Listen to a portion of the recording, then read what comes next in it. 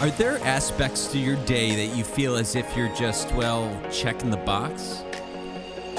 Do you ever strive to reach out of your comfort zone, become uncomfortable, and level up? Privileged to be your host, this is Jason Wabick. Now, let's uncheck the box.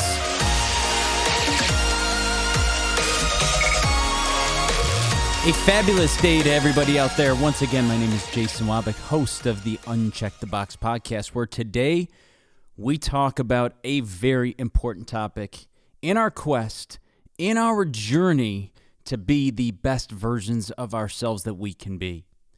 Today we're talking about equally celebrating our failures as much as we do our successes, in some cases more. Okay, this is super important. You know, there's a quote by Zig Ziglar that really strikes at my core, and I'm sure it will to everybody out there. And he says, remember that failure is an event, not a person. We ourselves are not failures. We might fail, but ourselves as people, we are not failures. Failure is an event that we experience. But you know, my friends, today, failure does have a negative connotation. Let's be real, right? Okay, but what we have to really remember is that the feeling of failure is unpleasant, but if we are positive and we don't let our failures bring us down, then we are ultimately better for it. And in a few minutes, we're going to talk about a few ways that'll help us bounce back from this unpleasant place that inevitably we will be in. Remember this.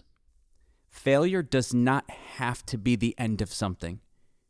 In fact, in most cases, failure is it's just the beginning. But it is up to us to decide, right?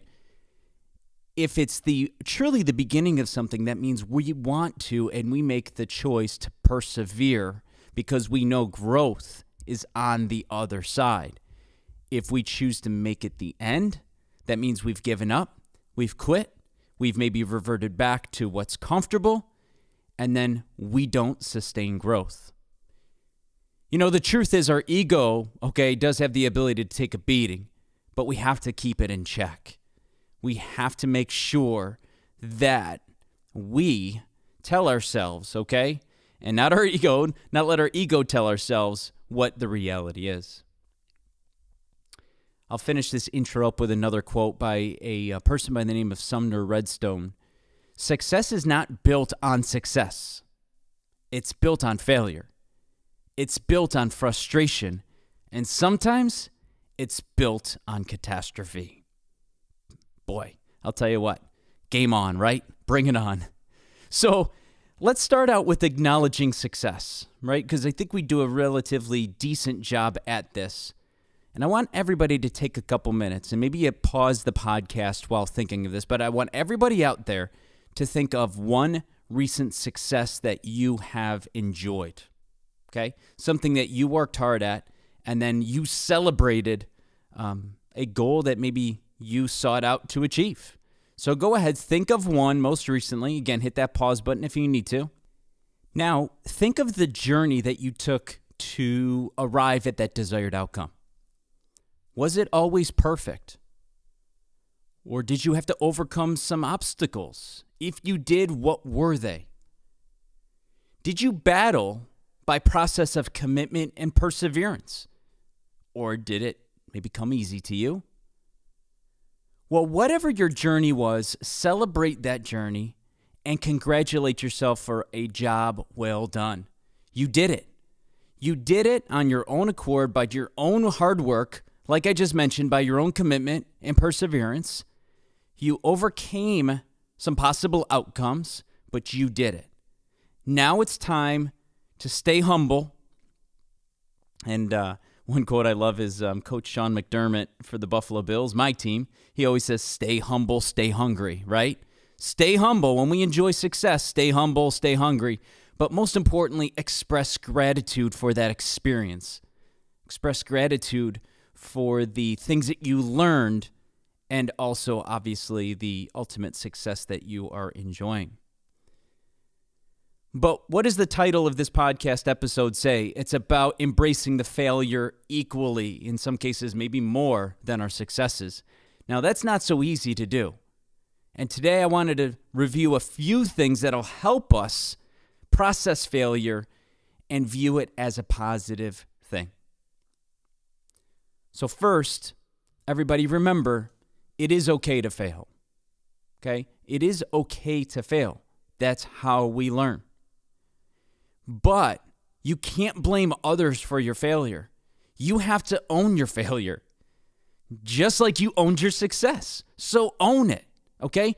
It's yours. Understand what caused it.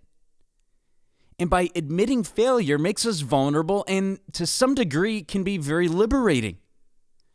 There is hidden potential for growth with every failure. Recognize where the growth is and take advantage of the opportunity. And remember, lastly, fail fast. Get in there and fail fast. Because the quicker you can do that, the quicker you're going to learn and grow and move on a better version of yourself. Next, engage and commit. You will never know until you try. So jump into the uncomfortable zone. It's go time, right? You have to engage and commit. When you want to give up, now is the time to keep pushing. You're going to want to quit, but you gotta keep going. It does get easier, my friends, I promise, okay? You have to commit to the process because you're on a quest to tap into your full potential. Next, everybody, ask for help. If you own your journey, okay, then you won't be too proud to ask for help when you need it.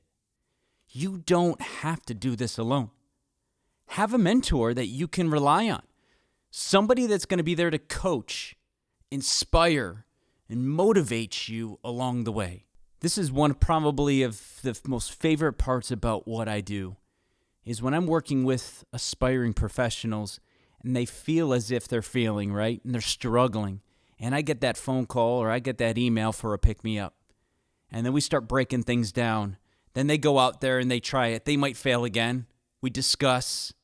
But then they ultimately get it, right? And then they start enjoying some of those successes. I'm telling you, my friends, and some of you are listening to this episode right now, that is the one thing that I take home with me every single day that I cherish, are those experiences of successes through failure, of all of you out there. And favorite part about my job, I love what I do, and inspiring people, motivating them, coaching them, mentoring them to achieve the goals that they want.